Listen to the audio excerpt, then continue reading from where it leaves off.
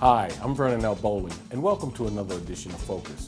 As I hope you know, Focus has been on the air for over 40 years. We've been continuing to bring you, the African American community, problems, accomplishments, as well as successes that we've had within the African American community. Don't touch that remote. Matter of fact, you can get your pencils or papers together and write down some information that we're going to give to you that's going to be very important that you probably can use later. We'll be right back with more Focus after these messages.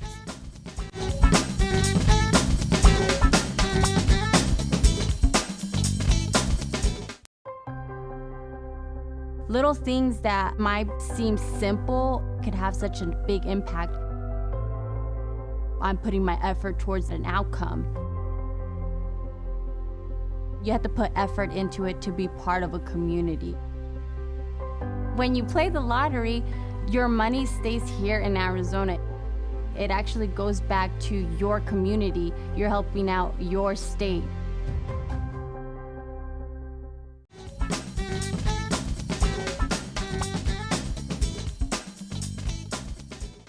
I hope that you had an opportunity to attend all of the wonderful things during Black History Month, including the things that Black Arts Matter produced. Well, it was really an incredible month. But I always wonder, okay, now we have February. Are we just going to stop? Is nothing going to be happening for March? Well, there are a couple of sisters here today that you know who are making sure that there are some great things happening during Women's History Month. One of those sisters is our own friend, Felicia Davis. Hey, Felicia. Hello. I am excited about what you have coming up on March 26th. Yes. Let's talk about that. It's a symposium. Yep. What's the name of it? So it's the Women Empowered Symposium, and this is actually my third year doing this event. And every year I try to outdo myself. So for the first 2 years, the event was completely virtually and online. And it was done over a series of 5 days where we had experts and everything teaching on topics as it relates to leadership for women. And I participated in a couple of those. And they were really wonderful. Yeah, you participated. And so this year I said, okay, what can I do to outdo myself? And so we're doing the 5 days, the virtual ones. And then on Saturday, the 26th, we're doing a live event here in Phoenix. Oh, okay. Let's talk about the live event. Who do we have coming? Because you always have wonderful speakers coming in. Oh my goodness, we have so many people. We have, of course, you're going to be leading a generational leadership panel, which is going to be phenomenal. We're really excited to focus on that because of the human capital shift that's happened right now. But we have people like Dr. Joelle Martin, we have Deborah Bateman, Dr. Brenda Combs, Dr. Lily DeBlow, and we also have a man that's going to be participating this year. His name is Dwayne Bluestein. Okay, now I'm familiar with Dwayne. Dwayne is into PR, and so tell me, what is Dwayne going to be offering, for example? Really, I wanted to really, because as women, we have to know that we need all voices at the table. If we really want to bust through some paradigms and make some changes, we have to have a man's perspective. And I want to make sure that we brought that to this symposium. So let's talk about some of the workshops that you're going to be holding, because I think that's what the draw is, right? What they're going to be getting and who is your target audience. But let's first talk about who your target audience is. Well, the target audience is for aspiring and emerging women entrepreneurs and women in corporate environments. And really, the thing I really love about what's so different about this year is because all of our speakers are doing what I call TED Talk style power talks.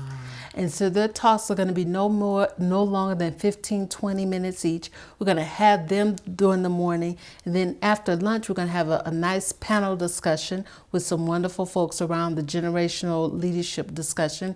And then in the afternoon, I'm actually going to be teaching my proprietary leadership branding formula. And so it's wonderful. A very diverse, very eclectic, very well-rounded day. So why do you think this is important? Because you are gung-ho on doing these workshops, whether they're virtual, whether they're one day, whether they're weekend retreats. You are really committed to doing this, and you are very successful in your commitment. It's always a full house, always incredible speakers. Why do you think that this is important? Well, the reason why is because, I have a background in HR. I spent 23 years in HR. And in that experience, I saw so many smart and talented women be passed over because they didn't know how to position themselves as a leader. And so what happens when that happens is we begin to be treated like a commodity. And when that happens, it just goes downhill from there. And so that's why I'm so committed, because I know what that feels like personally. And I know what it feels like to get on the other side of that. Mm-hmm. And so I'm really committed to helping anyone who's ready to go on that path to really up-level themselves so that they can eliminate commodity treatment. So what do you see as an outcome for this particular event? Yeah. My vision is to have women really walk away knowing what it means to have a very powerful leadership brand, knowing what it means, what a difference it can make when you can communicate in a way that influences people, and really having a solid plan around those things for themselves. So they'll be able to take away the know-how. Absolutely. Okay, now let's say I want to really improve my brand. I want my brand to be out there. I want people to know who Fatimah Halim is, and I want my name to be in everyone's household. What do I need to do? One of the first things that I talk about in my book is I actually talk about establishing the voice of a thought leader. And so that means really having people understand what you are a stand for. And every single thing that you need to do needs to permeate your conversation, so that when people say, oh, that Fatimah, oh yes, I know exactly what she's about. Oh yes, let's put her on this because this is what she's standing for. This is what she's, what's non-negotiable for her. Well, how do you make that happen though? So, okay, I know what my brand is. I know what I'm all about. But how do I... Tangibly. Yeah, how will I manifest that? Yeah, it's really getting clear on... Because no one knows who I am. Yeah, right. Yeah, right. No. Yeah, right. Well, I say, the thing I think that people really get confused about when it comes to really establishing a leadership brand versus a business brand is that's where they get confused. And so I really tell them to look at people like Martin Luther King, mm-hmm. people, those types of people who really, the way that they became known was based upon something that upset them. And so when it comes to what your voice is going to be all about, it's going to be rooted in something, a core value. So what you have passion for. Yes, what you absolutely. Have a passion for. Something that's deeply embedded in you and something that's non-negotiable. I like to say you're willing to stand out on the skinny branch alone because you're so passionate about it, because you know that when people take action inside of it, it's going to change their lives. So that's really one of the foundations, or one of the the tenets of community organizing as well. You have to know what your message is. Absolutely. And you have to be able to speak that into being and be passionate about it. Absolutely. So now let's flip over to, because now that's community, or that's service oriented, mm-hmm. service leadership. But what about business leadership? How does one who own a business, trying to make some money, trying to get their business name out there, what is the best technique? And I know you're going to be covering this in your symposium. Yeah, no, these are great questions. From a business perspective, one of the things that business owners really have to get clear on is narrowing their market. So really getting clear on who their niche market is and talking only to that market. And as business owners, especially when you're new, sometimes it's hard because you don't want to eliminate people. But what they don't realize is when you narrow that market, you'll actually get more because you're speaking directly to that audience. That is such wonderful information. And because I remember I did an event one year, uh-huh. and I didn't know who I wanted to talk. I wanted the kids to be there. I wanted their mothers to be there. I wanted business, and I was not able to target in on an audience. You remember that one? Yeah. And I think that was my problem. Yeah. I was not able to target because I wanted everyone there. Yeah. And that was my downfall. Yeah, so if you can only imagine, when you really get solid on your niche, it gives people to really have an opportunity around whether they want to go there or not. But when you're all over the place, people feel like, well, that's probably not for me because I don't think that audience is for me, right? Right, exactly. And so it's important that you really get clear on why who you didn't that tell is. me that then? Hey, what's up with that? Why you let me go on and just do my thing, you know? I should have consulted you. That's what it was. I thought I knew everything. Right. Okay, so give me some other some little tidbits. Let's tease the folks. Let's tease them about what can they expect when they get to your event. Well, here's something that's really amazing, and this is something that I've seen no one else do who does these events.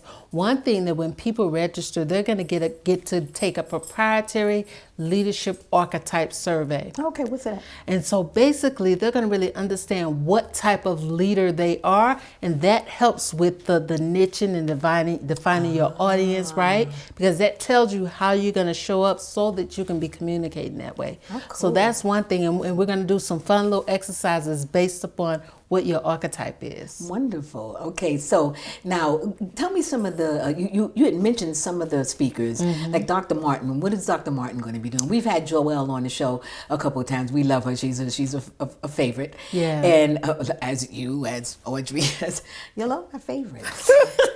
Well, we love you too. Yeah, well, that's a blessing. What is Joelle going to be doing? Well, you know, Dr. Joelle, she focuses on transformational leadership. She is amazing. Yeah. And she has her powerful, positively powerful women awards coming up in June as well. Yeah, exactly. Okay. And so her conversation is going to be all about the inner leader and how you really transform, which is really very, very important. See, some people fail to realize that until you deal with the inner stuff, nothing else will work properly. And so she's really focused on transformational leadership. Let's talk about Brenda though, because Brenda also does some wonderful work. Yeah. So Brenda has a powerful story. And really that's the thing about what they're doing in these power talks, these TED Talk style power talk. They're really leading from their own personal story. She has an amazing story. And her story is going to be all about really knowing, when you have a challenge, you can always bust through it. You can always overcome. And she's going to share part of her story so that people understand that. Yeah, that no matter what happens, whatever happens in your life, whatever you go through, you can still make it. Absolutely. Okay, so let's get some little details right now because we're going to put this up on the board. It's March 26th. Yes. And give me what time? Yes, it's going to be from 8 until 6. It's all day. Lunches is included, which is wonderful. So we want to keep you there. We don't want you going anywhere. And okay, and where's it going to be? It's going to be at the Hilton Garden Inn in Avondale. Now, how much is it? So the regular price is $197, but we're going to have a focus viewer special for $97. Okay, so those of you who are watching, pay attention because you're going to get a special price for how much again? $97. So they save $100. Wow, so Yeah. that's exciting. So you're going to save $100. You're going to get to see and listen and learn from all of these incredible speakers. You're going to get this archetype survey Assessment. so you can exactly know what type of leader you are. So that's going to help. You're going to get information on how to brand yourself. This is a chock full of great information symposium, and I think we all should come. And suppose a man wants to come. Absolutely, we welcome men. As long as they're comfortable being in our energy, we welcome them. Yeah, as long as you're comfortable. So that's a challenge, brothers. If you're scared, stay away. Exactly. We understand, but if you're the kind of man I know our viewers are, Right. you'll be there. Okay, so thank you so much, Felicia. Yes, absolutely. And when we come back, we're going to be talking to Audrey Jenkins from Real Women Reveal, and she just had an incredible symposium that was very successful. We're going to learn about that and some of the other things that will be coming up. So join us when we return.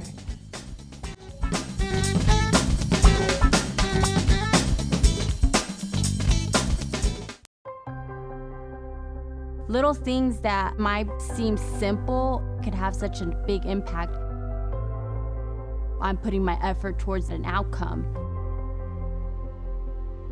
You have to put effort into it to be part of a community. When you play the lottery, your money stays here in Arizona. It actually goes back to your community. You're helping out your state.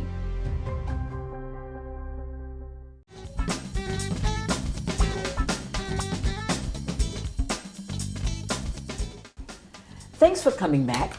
We're at my house. We're having a wonderful time. I'm just completely and totally relaxed, as you can tell by the wrinkles. It's okay. I love it like this. But we were just talking to Felicia Davis about her upcoming symposium on March 26th, and we really hope that you can make it there. But now we are with our sister, who's here with us a whole lot now, because she's like one of the team, and we're with Audrey Jenkins. And Audrey, you just had an incredible symposium. I did. I mean, it was great. Wonderful. I mean, you had sisters that came in from organizations. Let's talk about that. We did. We partnered with some community organizations, some women support organizations. So South Phoenix Healthy Start, their co-workers and team were there with some women that they sponsored. Roosevelt Family Early Learning Center, the women's support group, they had some women there. So it was just women from all throughout the community and community organizations. I was there. It was you were there. I had a ball. It was so much fun. So much great information. Just give people a little tip about, for those of you who weren't there. Let's talk about what they missed and what's going to be coming up. What they missed. Well, the theme for the celebration was community collaborations, and that's exactly what we did. We had Mayor Greg Stanton there. State Representative Reginald Bolding was there. They spoke about community, the collaboration, the women's support. They missed an abundance of empowering women speaking about their business. So the point was to celebrate them. International Women's Month for March, so we wanted to make sure that I was making sure. You were the kickoff. Yeah. Pretty much. Yes, I wanted to make sure that I was celebrating these women that are doing such amazing things in our community. Now we just finished talking to Felicia. You heard what you were saying, and I am so excited. I'm looking forward to that. And know you're going to be there. I'm going to be there.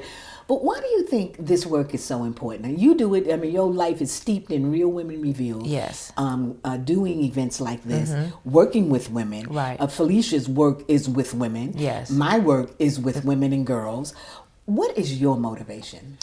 My motivation for working with women is my own, to be therapeutic for myself. I understand some of the challenges I went through with self-esteem when I was younger.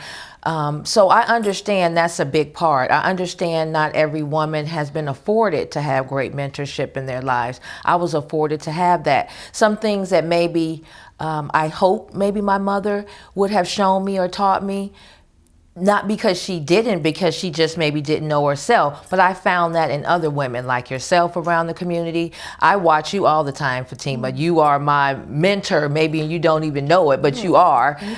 So I think it's therapeutic to work with women. A lot of women are hurting. A lot of women are hurting. We look all great on the outside, and that's one of my taglines for my t-shirt is "Don't let the stilettos fool you," because you don't know what we've been through. Now, it's interesting that you would say that, because Viola Davis was just here for the Center for the Study of Race and Democracy at Arizona State University, the one that Dr. Whitaker started. Right. And she was here at Pilgrim Rest talking about this very thing. She said that one of the reasons why she became who she became was because of the mentors in her life.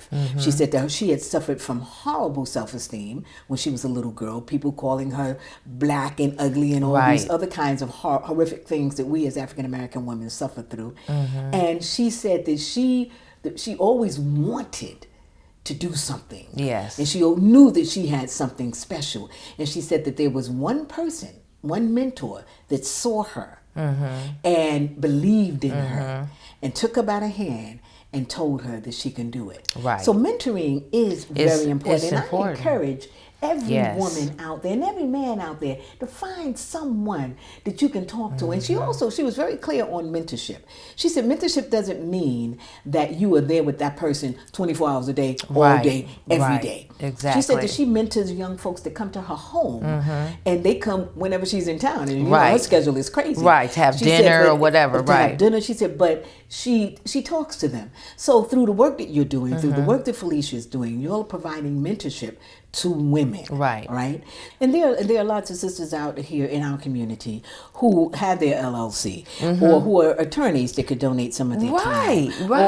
All kinds of. One of the things, we are blessed to belong to the National Coalition of 100 Black Women, where there are some incredible women there who are more than willing to give up their time and their services. As a matter of fact, we're an advocacy organization. Right. And there are women in that organization who are willing to give up their time. You got the National Coalition called a council of Negro women.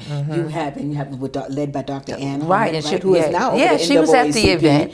Yeah, she was there, and hopefully we'll get to see Ann over at the symposium as well. Right. But all of these women are out there, and we really need to pull on the resources that are out there in the community, because the sisters are willing to help. You just gotta sometimes ask. Sometimes I think do you think the women are afraid to ask? I think they are, because sometimes we don't want to feel like we don't know, because it seems like we are supposed to know everything. You know, in a sense, for our family, we're like the backbone of our family. So sometimes not asking makes it seems like we're not as smart as we would want to think we are. Asking is right. Well, and the reality is that we're not as smart as we think we are. We all need someone. We all need something. So please don't be afraid to ask for help. What else do you think is a reason why women don't ask for help? Okay, so they think that I think maybe they don't know how to ask. I think they just don't know how to seek out the help. Sometimes we look, just like our nonprofit, you know, we have the transitional homes. I may come over there dressed like this. Maybe I've been at an event and they look at me like, oh, wow, you know, wow, she's all, yeah, she's queen. But I think we don't really know how to ask for help, because we've never had that mentorship or sisterhood or to ask for help. So sometimes we'll just go closed mouth, and you know what they say about closed mouth. Yeah, so don't get nothing. Right. I mean, that's just to sum it up, right? Yeah. So but now there are some sisters out here, and I'm very sad to say this, but there are some sisters out there. Some of you are out there who are not as open to sharing your information. They're out there, and what do we do about them? Well, I know what I do about them. I love them up. I love you all up, because they have their reasons for behaving that way. They may not even realize that they're acting that way. I think I used to hear sometimes you say, well, just meet people where they're at. And Viola Davis said that. And sometimes I think you can meet people where they're at, but I'm not going to necessarily change me or dumb me down to meet you where you're at either. You know, so I think there has to be some common ground in that. I just think that because women are hurting, all the not sharing or not wanting to give, or think there's not enough pie in the sky or whatever for everybody, I just think they have their own issues, and it's their own issues. And what about those women who act, who behave in an envious way and a jealous way, and then they and this is not all sisters. No. And I really want to make that clear. Yeah. That all of the sisters that I know are very loving, very sharing, very giving, and are not backbiters. At least not in my presence. And I want to believe that they are not outside of my presence as well. But there is a handful of sisters that behave in ways that are not sisterly, not godly. What can we do about them? How do we help those sisters? So they need help. I think that we continue inviting them to the events. They're hearing about Felicia Davis' event, keep putting that information out, being open to new people coming around. Speak when they don't speak. Correct. Because I've said hi to sisters, and they have acted like I was not there. Yeah, that's pretty bad. I mean, that's hard. I'll speak to someone even if I know they don't necessarily care for me. And that's the thing. We have so much. I work with a lot of community. Felicia definitely works with that entrepreneur, corporate woman, or that's climbing the ladder.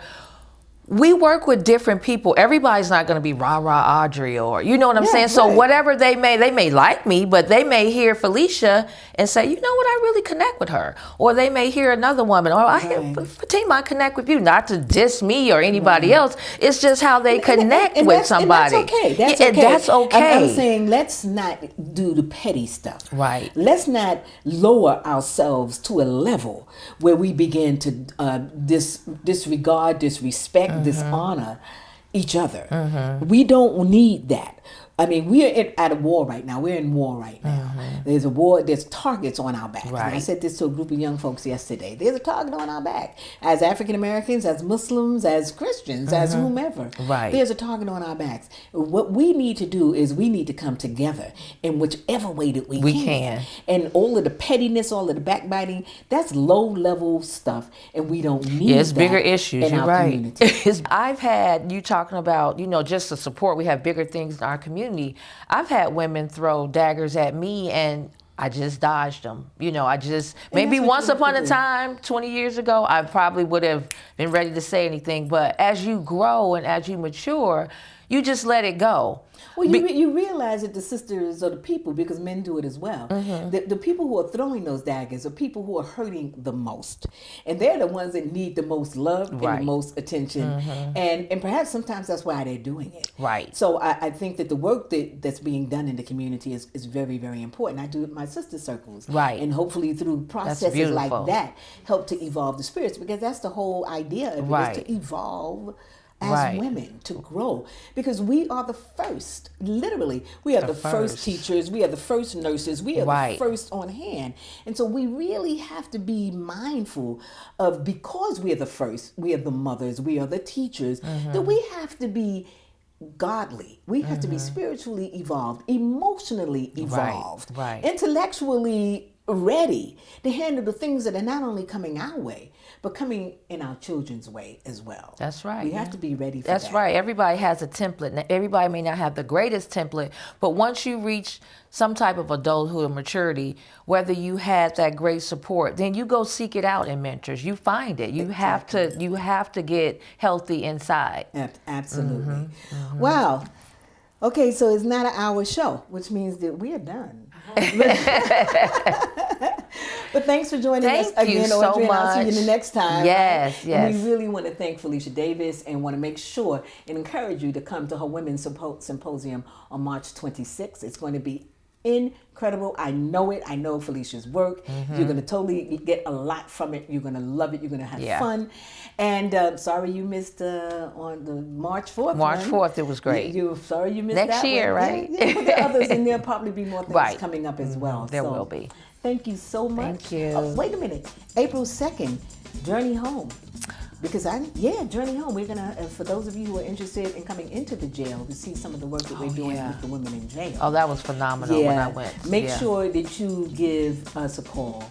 Tanika Broughton, you would email her, and you see her email address right there. You would email Tanika, and you do have to be vetted before you go into the jail. So thank you, everyone, for joining us. And we will see you next time when Focus continues.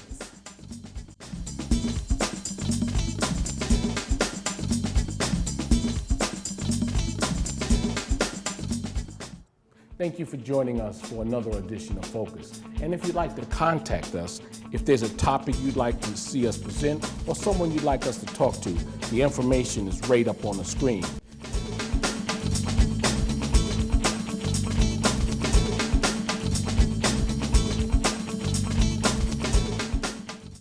So thank you for joining us.